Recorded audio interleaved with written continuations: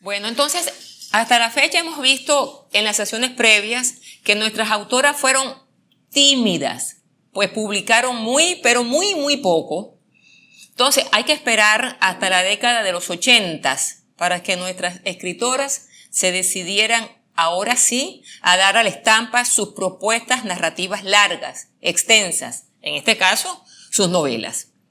Y debo adelantar que no obstante la falta de experiencia en el trato con este género, cuando comenzaron a hacerlo, cuando comenzaron a publicar, no deslucieron.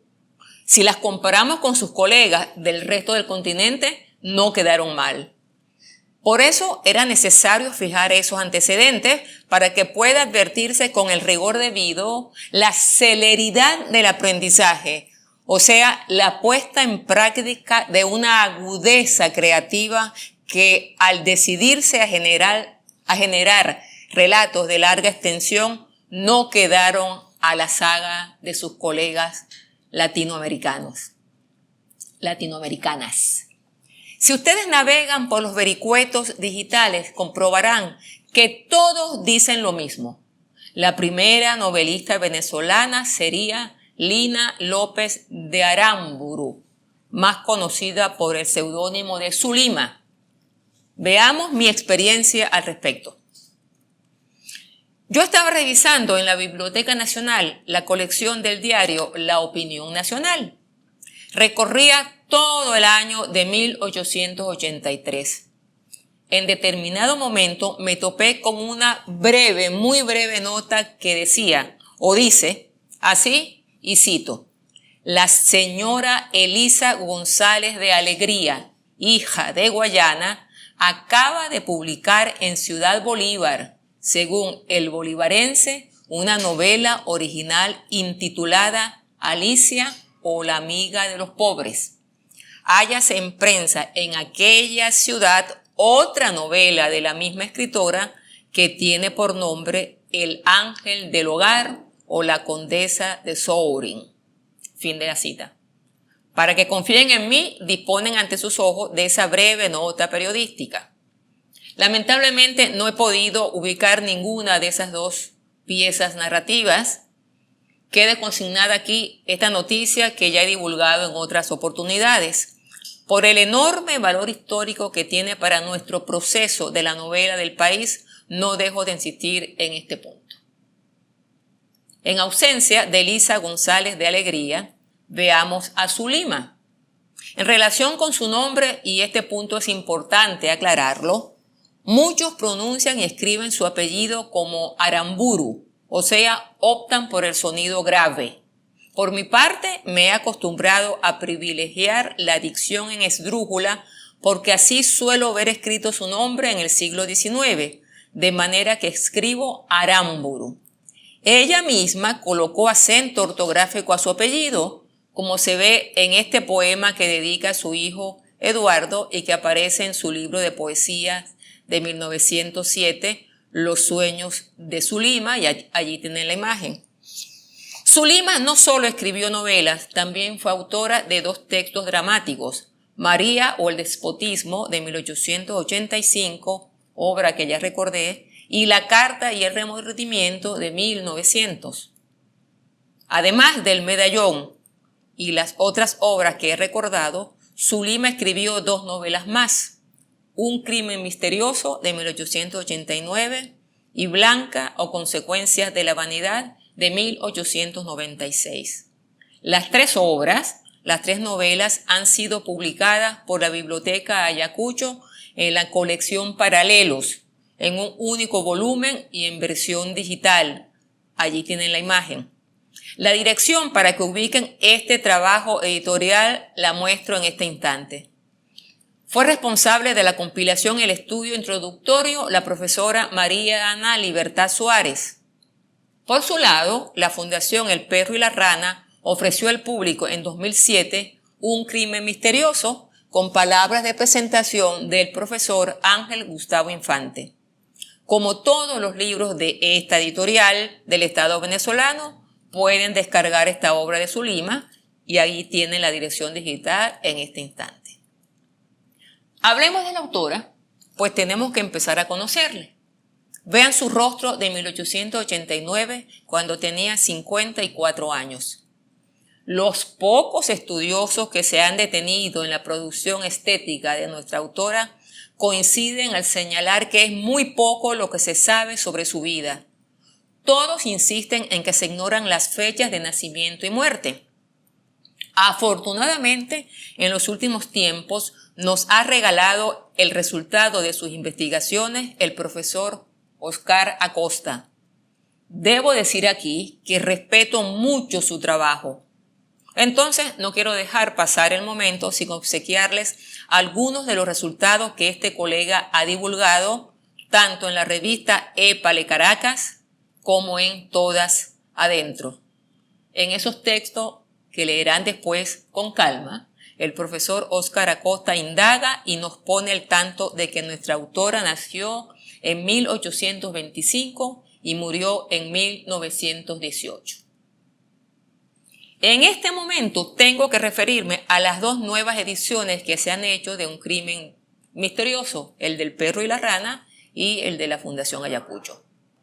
No sé por qué quien editó cada uno de esos volúmenes optó por suprimir las páginas finales, porque debo decirles que ese impreso consta de dos partes. En la primera encontramos la novela Un crimen misterioso.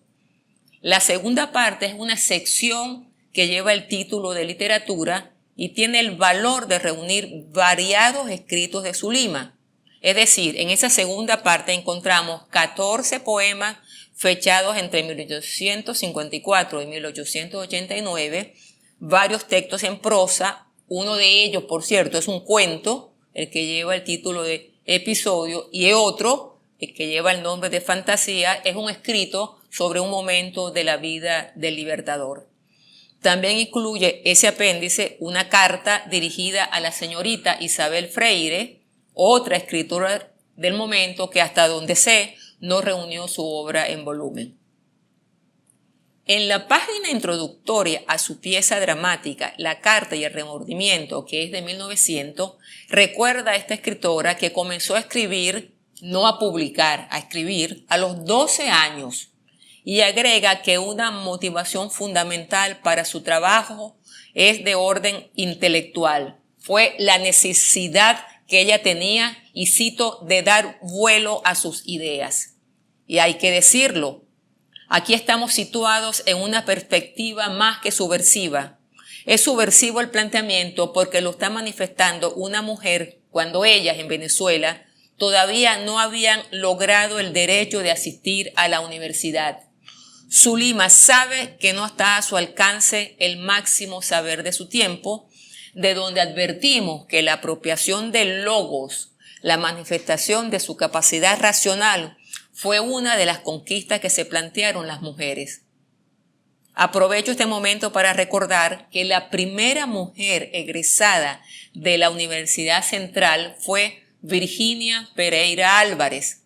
El suceso ocurrió en 1910, cuando nuestra intelectual entregó y defendió con todos los honores la tesis cuya portada están mirando.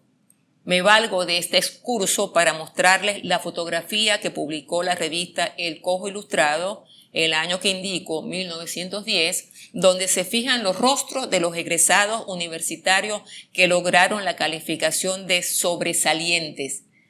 Allí en esa fotografía está ella. Está Virginia Pereira Álvarez. La acompañan otros compañeros, el rector y el secretario de la universidad. Lo cierto es que para finales de siglo, Zulima, o Lina López de Aramburu, era sumada al número de autoras con las que contaba el país.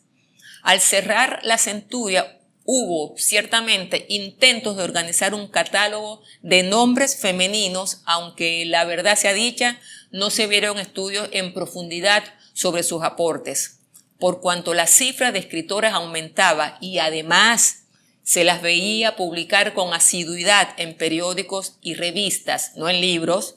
Cuando se publicó el primer libro venezolano de literatura, Ciencias y Bellas Artes, en 1895, sus editores no pudieron ignorar esa presencia.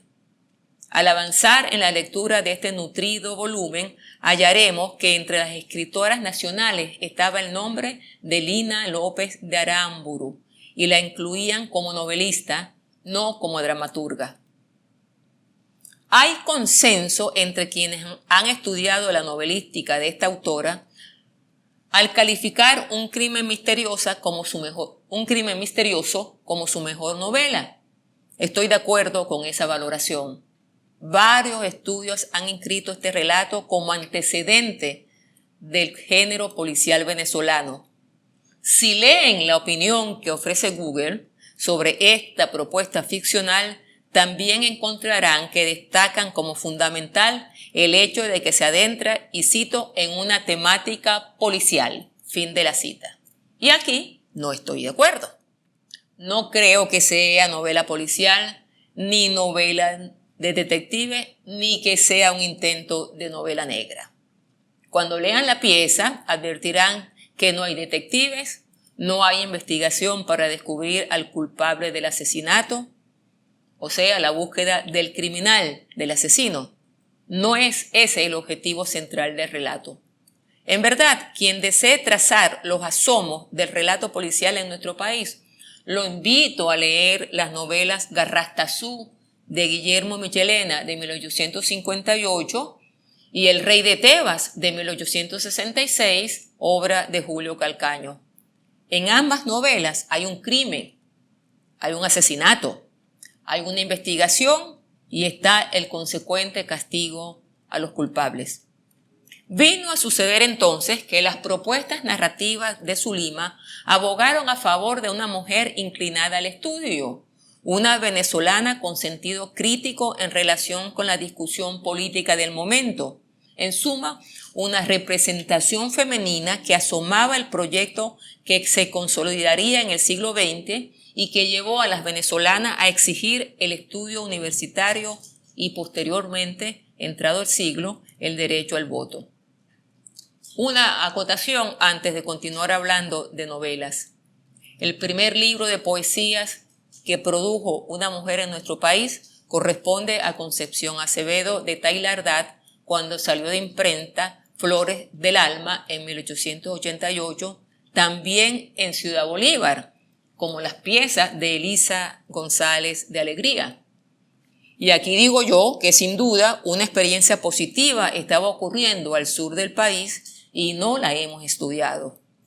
Sobre el libro de Concepción Acevedo de Tailardad, Flores del Alma, y la revista que fundó ese mismo año, de 1888, Brisas del Orinoco, he escrito el estudio cuya portada tienen ante ustedes. Y para despedirme de Lina López de Aramburu por el día de hoy, en Un crimen misterioso hay que destacar la toma de posición del relato ante el gobierno de Antonio Guzmán Blanco. Para 1889, el autócrata había abandonado el país como consecuencia del repudio generalizado que inspiraba. La mayoría de quienes ahora lo defenestraban, antes lo habían abrumado de elogios. Y en esta novela que me ocupa, Un crimen misterioso, el enfoque a contrapelo del ambiente del momento elogia ese mandato. Una razón la guía, el decreto de instrucción pública que permitió la escolaridad femenina en grado no conocido hasta entonces. Y esa voz sabe reconocerlo, aunque quizás inspire el repudio de unos tantos. Si queremos conocer la perspectiva femenina en relación con los problemas cruciales del país, el rol social de la mujer, la educación femenina, la toma de posición ante las guerras internas, la crítica a la jerarquía militar, etcétera, etcétera, tenemos que leer a Lina López de Aramburu. Es todo por hoy. Gracias por estar allí. Mis saludos.